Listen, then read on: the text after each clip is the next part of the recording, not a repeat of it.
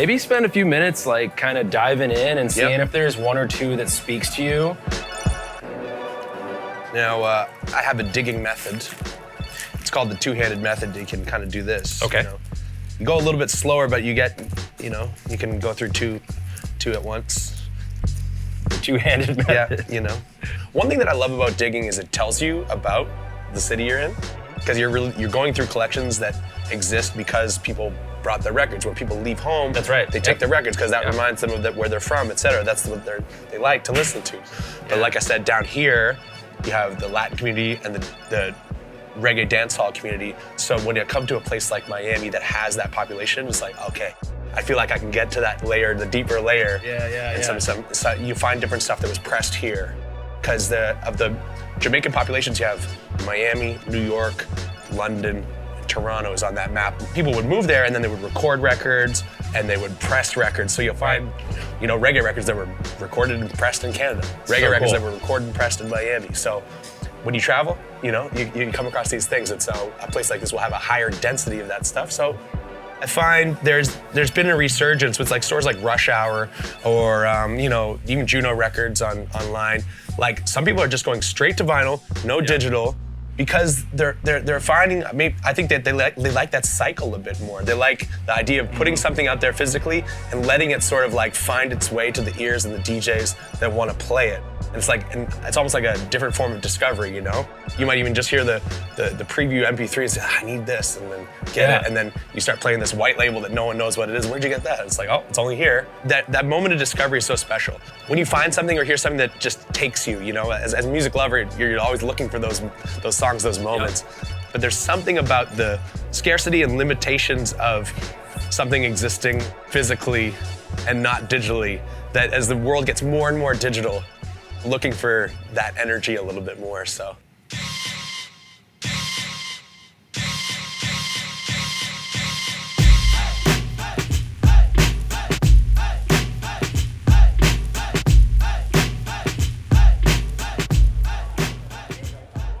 Make some noise for Skratch Bastid. That's Barbecue, how we feeling out here? You wanna dance? You wanna dance? I said you wanna dance?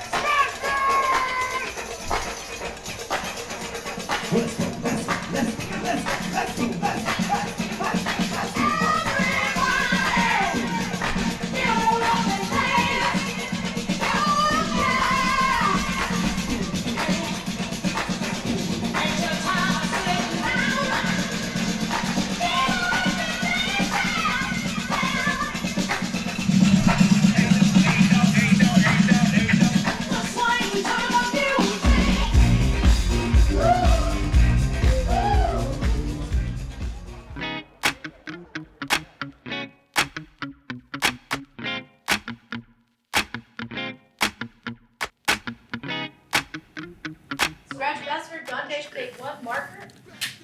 Professional. Let's go. Mr. Bastid. Hey. Welcome. Thank you. This is fun. All right, so take us all the way back to when Paul first discovered DJing. Long time ago. Yeah. I'm really curious, was scratching, did it come easy for you? Or was there a lot of practice involved? It came easy for me and there was a lot of practice involved. I got into scratching when I was 15 and 16, and you really have a lot of time when you're, that age. After school, you got no bills to pay. Yeah. You got a lot of energy, zest for life. I don't know what it is, but I was a music obsessive throughout my whole teens. And that's really why I got into DJing, because I started collecting CDs, tapes, and then vinyl that had exclusive tracks on it. And then once I got the vinyl, I started playing with the vinyl. And from the same distributors that I would order these records, I would order DJ battle videos and scratch videos. Oh, this is really cool. Let me try to take this vinyl thing to another level. Of course, I played with my dad's turntable and he had a realistic mixer. My dad was I wouldn't call him necessarily a DJ, but he was an audiophile.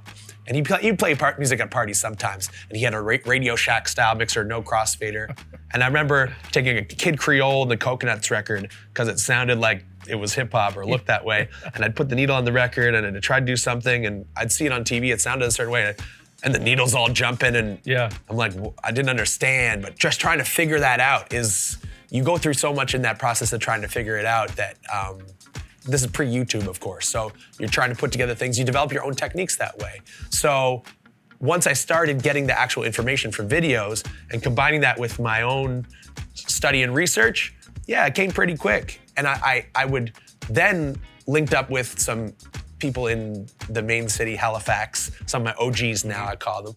And they would teach me stuff in person. So I honed a few skills at home in the basement. I went into battle that my mom convinced me to go in. I came third. And then at that point, I met a lot of people and I said, oh, like, let's hang out. And I took some numbers down, and on the weekends after school, I would go in and learn from some people 10 years older than me. Wow. And they would teach me techniques. And then I would take it home and I would try it all out and just try to retain as much as I could from what they said, employ it in my practice, and try to develop stuff. And then I'd go in the next weekend and share that, and they'd be like, oh man, you're getting so here, try this. And then I'd try this. And eventually I caught up with them. And that's how I earned the name Skratch Bastid, because eventually learned and caught up with them. And then I was like, what are you guys working on? They're like, I'm trying to get this. And I'm like, okay, let me try taking that home. And then I get it. And I'd come back and they'd be, wow, you got that. And then they'd be, you little bastard, the little Skratch Bastid. That's what they were calling me internally. And then I looked at a schedule for a DJ online radio station. I looked at a schedule where I was supposed to be. And at the time, I didn't really have a name. I just had a couple nicknames. And it said Skratch Bastid, and I didn't know who that was. And so I called the guy and said, do I still have that slot? They're like, yeah. And I'm like, who's this person, Skratch Bastid? He's like, man, that's you, bro. He's like, you're the little bastard that keeps coming in here and learning our scratches. I'm like, all right, cool. It stuck. I learned so much from just putting myself out there. And that was hard for me at first, too. It was my mom who told me, he said, hey, Paul, I see you doing this at home. You gotta get out and do something. And I think that was the point where she was like, what are you gonna do with your life? I'm like, okay, cool. And here I am now. I gotta say thank you, Mom, because now I wanna be like that for other people. So go out and get those ideas out there, because your idea could be unique to the world. Jazzy Jeff says your baby scratch is like your ID. How you scratch records in the simplest of scratches, it may seem inconsequential, but that's really your vibe. So practice that. Sometimes I just scratch back and forth and play with the smallest of differences in how I'm moving the record back and forth, and try to just naturally find that balance. Just kind of like give yourself that time to just like play around and hear your sound move, and then apply it live when you're nervous and when you're jittery, and see how that works. Again, putting in those hours is really gonna help you evolve physically and sonically. You mentioned to me that the incredible Mr. Bongo was a really big inspiration for you growing up.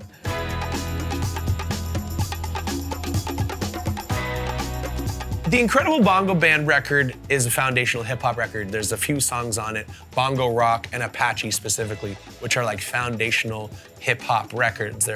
Kool Herc was kind of the one who made those famous. And if you hear the songs, you'll understand why, especially Apache is, we have from the Sugar Hill Gang version, the appearance in Fresh Prince of Bel-Air, and the dance and all that, Sir Mix-a-Lot, all that. It's just, and the break itself is just, that song is so influential, and still to this day you can play it in Rocks and Party. So I think that's one thing about collecting records, is sometimes you buy it for one thing, and then it'll take you on a side quest, or there'll be another, oh, what's this song? And it's just kind of like a never-ending trail of hints and it just never stops. Fastest barbecue, how you feeling out there? My name's Skratch Bastid. It's a pleasure to be here tonight.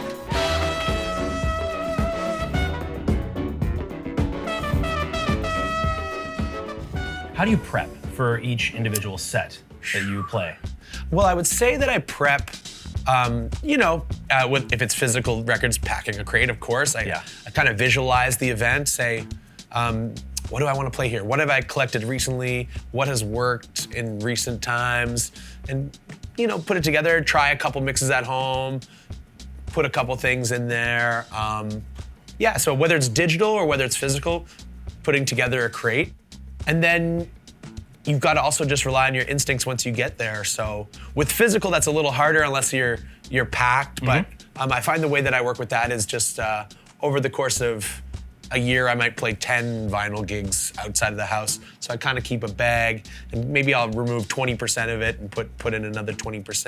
And that kind of keeps me with a solid base of like my physical vinyl. Oh, yeah. And add some new ones, take out some.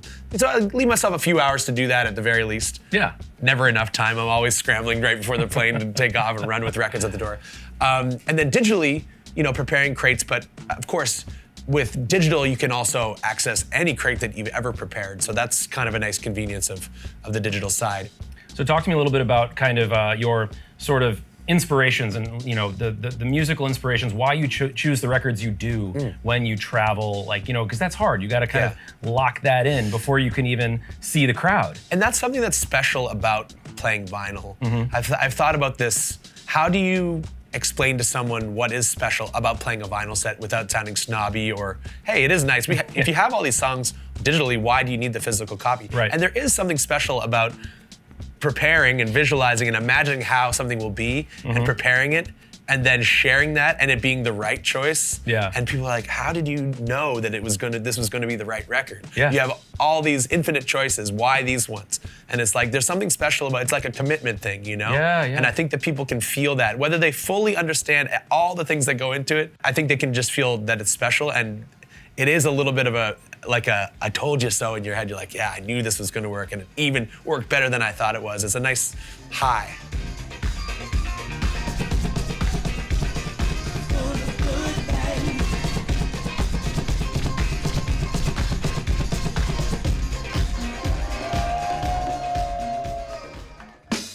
I got into DJing because I was a music fan first. Not because I liked scratching, but because I had the records. And then once I got the records, I played with them. So I was always like kind of dancing back and forth. I'd go more into the tech side and be like, oh, you can't neglect the music. I would buy the records. They would have 3 instrumentals on it, and I would put those on and scratch over them and try to fit in with the instrumental. Try to be the extra player in the band. Yeah, so what are some of those secret weapon tracks that you like to bring to every single set, maybe last night even? Yeah, well, the 3 that I come to mind is the original sample for 3-6 Mafia, Stay Fly. It's a Willie Hutch record. The sample for What You Know by T.I. is like sort of a moody mellow Roberta Flack, Curtis Mayfield song. And then the way that it becomes like a club anthem, I mean, that contrast is like you almost take it to this sort of sad and moody place and then come out triumphantly. And then the Rich Boy Throw Some D's is like a very moody, romantic song, and then it gets hard once you put these 808s and drums blaring, and people they went off for that last night. What drew you to using the PLX Cross 12 and the DJM S11, and how did they help you level up your game? Well, let me take it back to my first Pioneer mixer, because I feel like a lot of my journey starts with that mixer. What was that first Pioneer mixer you used? The Pioneer 909, DJM 909. Which on the street name, it was called the Jazzy Jeff mixer, because he was the one, he would bring that mixer everywhere he went, because it was ahead of its time. It was a Skratch style mixer, 2-channel, with effects built into it. And at that point, there hadn't really been one.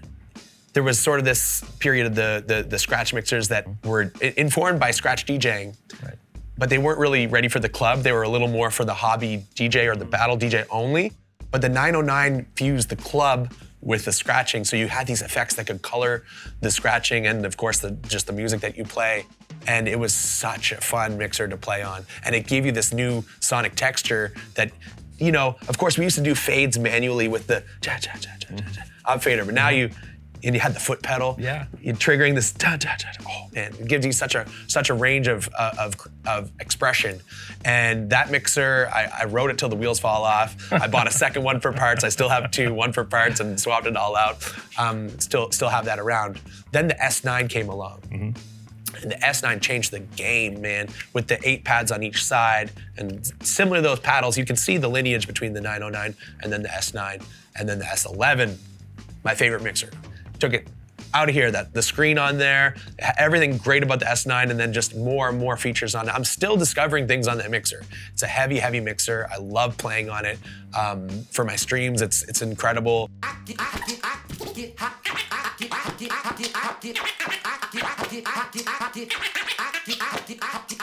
Yeah, that's my one right there. It gives me a way to express myself quickly, so quickly. Once you really get in, your workflow on the S11 is, you can do things. I really think it goes over people's heads, but I think the end result is what matters, and I think that people know the difference when you're using that thing. Yeah, and it plays really nicely with the Cross 12s. Yeah, absolutely, absolutely. I mean, the Cross 12s are the most capable multi-purpose turntable ever. It's a beast. You have to put some time into understanding how much they can do, because they've got this. The Cross, I think of the Cross as the hybridity. Yeah. Is that a word? Yeah. I think it's a word. Yeah. Hybridity. The hybridity of it all is really something. Not only does it play records and works digitally, but it's got cue points on it as well. So it's a really great turntable to give DJs the option of whether they want to play vinyl or whether they want to go digital. It's just right there.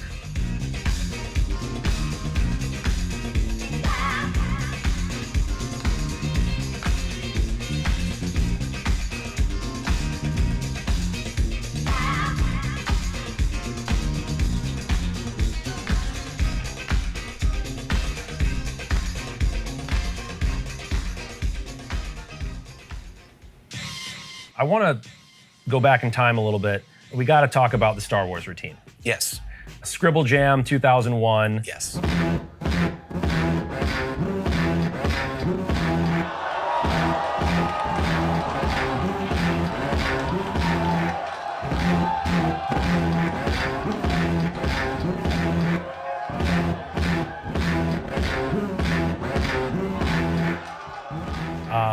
Was that the moment that you realized you could make this full time? And what is that sort of, what did that moment teach you about risk?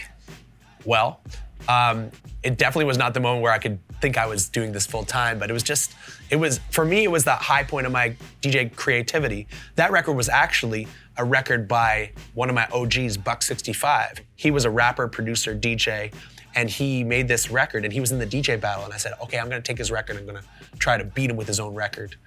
And I tried and I couldn't make anything up. And then 3 days before the battle, I was messing around and I had made this mistake, and it sounded like the Imperial Death March of Star Wars. Oh, well, let me try to repeat that mistake a few times, came up with the melody, tried it out locally at the battle, and it lit it on fire. I was like, okay, cool. I'm gonna take that to the international stage at Scribble Jam and try it there.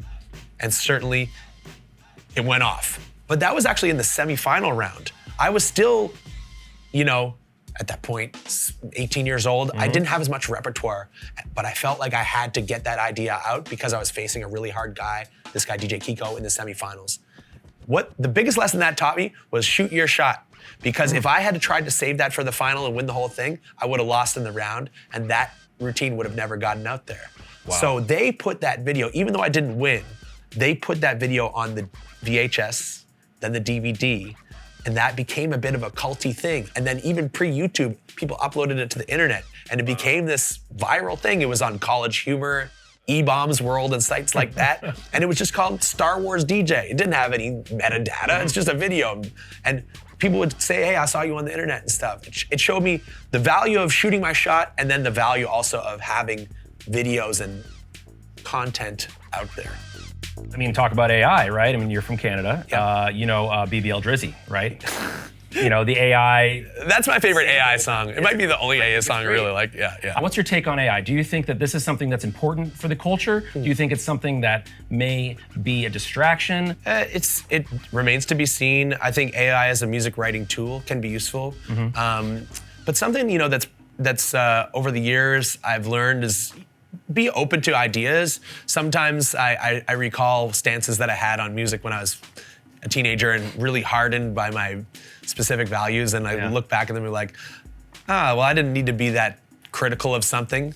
But sometimes that critical pushes you to refine yourself a bit too. So I try to straddle that.